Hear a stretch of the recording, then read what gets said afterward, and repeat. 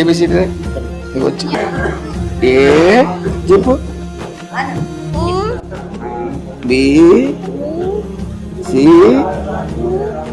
Okay, నీకు ఎంతమంది పిల్లలు ఉన్నారు? అక్కడ నలుగురేనమ్మా. నీకు అన్నయ్య ఉన్నాడా, తమ్ముడు ఉన్నాడా? తమ్ముడు ఉన్నాడా? నీకు ఏబిసిడీలు వచ్చా? రై ఏబిసిడి రై ఇక్కడ రై ఏబిసిడి సార్ చూపించేది ఎలా చూపించు.